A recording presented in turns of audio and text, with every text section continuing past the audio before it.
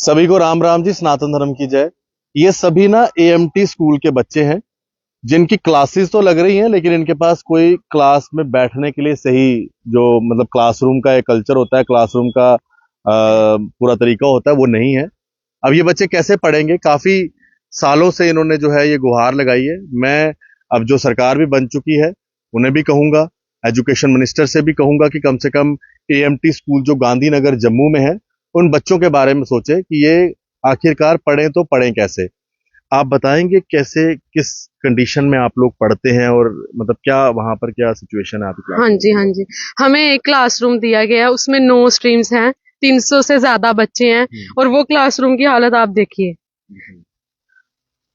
Classroom की हालत देखिए, टूटे डेस्क है। मैं सबसे पहले अपने प्रिंसिपल मैम को थैंक यू बोलूंगी जिन्होंने हमारे लिए स्टैंड लिया। उन्होंने खुद वॉलंटियर टीचर्स हायर करे हमारे लिए। हमारे पास स्टाफ की कमी है, हमारे पास खुद की लाइब्रेरी नहीं है। एक क्लासरूम में आप खुद सोचिए 9 से ज्यादा स्ट्रीम्स के बच्चे हैं, हम कैसे पढ़ेंगे? ना हमारे पास वॉशरूम फैसिलिटीज है, ना हमारे पास लाइब्रेरी है, ना हॉस्टल फैसिलिटीज है। जो बच्चे रजौरी वगैरह से आते हैं इतनी दूर से, पुंछ से, कश्मीर वाली साइड से, वो कैसे पढ़ेंगे? हम भी गवर्नमेंट के स्टूडेंट है, हमें हमारी आइडेंटिटी चाहिए। मैं हेल्थ मिनिस्टर से यही रिक्वेस्ट करूंगी कि हमें बिल्डिंग्स दी जाए, जैसे एएमटी बख्शीनगर वालों को दी गई है। उनको अलग अलग क्लासरूम्स मिले हैं, स्टाफ है, हमारे पास स्टाफ की कमी है, ट्यूटर्स की कमी है। वो तो डेजी मैम ने खुद जो है वॉलंटियर में अपने टीचर्स जो है वो खुद पैसे दे के हायर किए। ये क्लासरूम जो है वो अगर डेजी मैम नहीं होती तो मतलब कुछ भी नहीं होता। मैं उनको स्पेशली थैंक यू बोलूंगी। और मैं यही आपसे प्रार्थना करना चाहती हूँ, प्रे करना चाहती हूँ कि प्लीज हमें क्लासरूम्स दिए जाए ताकि मेरे आने वाले जो जूनियर्स हैं उनको हेल्प मिले, वो अच्छा पढ़ पाए, उनको सारी फैसिलिटीज मिले। हम भी गवर्नमेंट के स्टूडेंट हैं, हमें सारी फैसिलिटीज चाहिए, लाइब्रेरी चाहिए, वॉशरूम्स चाहिए। एएमटी स्कूल है ये सभी ना मेडिकल की पढ़ाई करते हैं, तो मेडिकल के हमारे जो हेल्थ मिनिस्टर हैं, और क्लासेस की बात है तो एजुकेशन की भी बात आती है।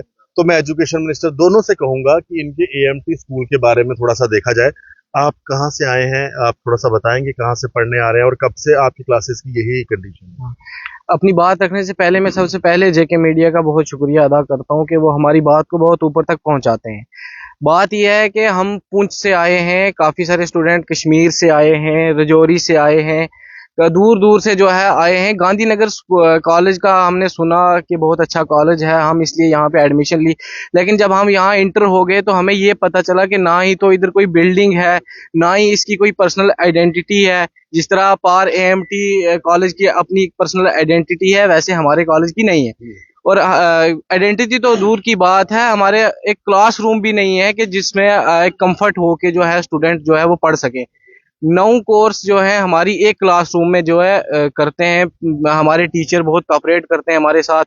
5-5 सब्जेक्ट हैं, 6-6 सब्जेक्ट हैं और 3 टीचर हैं हमारे पास।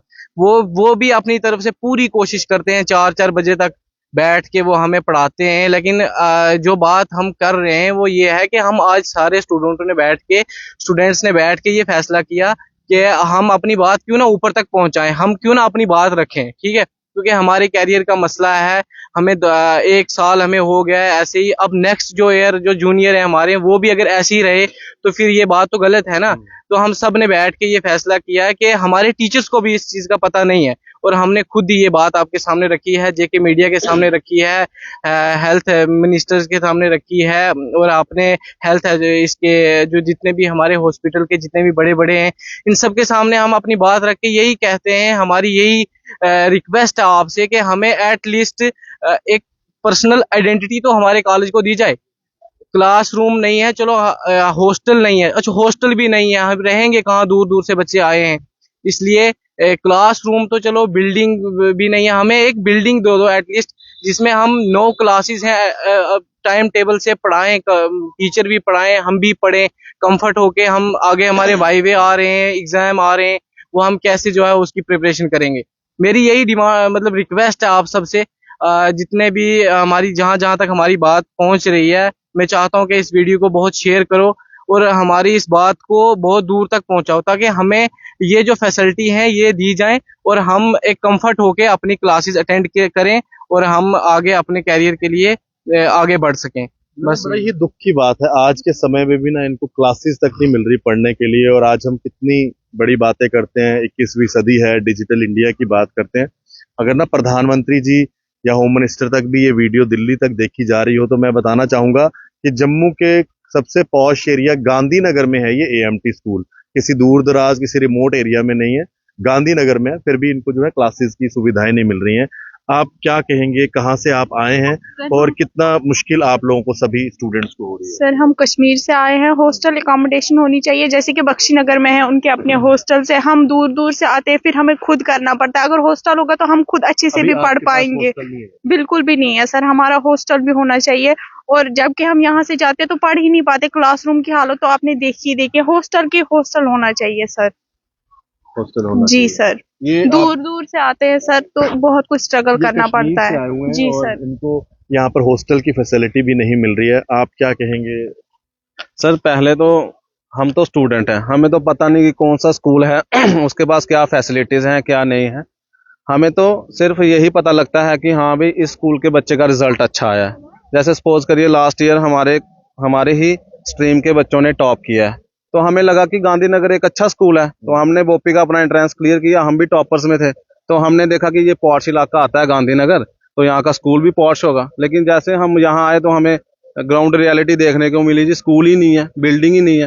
पहले बिल्डिंग होती थी, वहाँ लैब बन गई है, तो बच्चे कहाँ जाए। अब हमें इन्होंने दो रूम्स दे दिए हैं।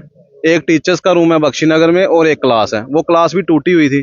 जब हम सारे इकट्ठे होके प्रिंसिपल डेजी मैम के पास गए, हमने रिक्वेस्ट की कि मैम हम तकरीबन 100 से ऊपर बच्चे अभी क्लास लगानी है, तो यहाँ तो 60 भी नहीं बैठ सकते। तो उन्होंने खुद का कारपेंटर बुलाया, खुद उन्होंने क्लास पूरी रेनोवेट कराई, तब जाके हमारी क्लास लगी। टीचर्स कोऑपरेटिव है, एडमिनिस्ट्रेशन भी बीच में कोऑपरेटिव है, लेकिन हम किसके पास आए? हम तो स्टूडेंट है ना, हम यहाँ एजुकेशन गेन करने आए, ना कि यहाँ के मसले सॉल्व करने आए। हमारा काम है, हमें आप एजुकेशन दो, हम अच्छे से पढ़ें, आगे हम जो पेशेंट केयर सर्विसेज हम करना चाहते हैं वो हम अच्छे से करें। लेकिन जब आप बच्चे को एक पर्टिकुलर फैसिलिटीज प्रोवाइड नहीं कर सकते, बिल्डिंग नहीं है, क्लासेस नहीं है, वो बच्चे कैसे सफर करेंगे? आप सोचो, हमें आधे घंटे की रिसेस मिलती है, हम वहाँ खाना नहीं खा सकते क्योंकि हमारे पास कैंटीन नहीं है।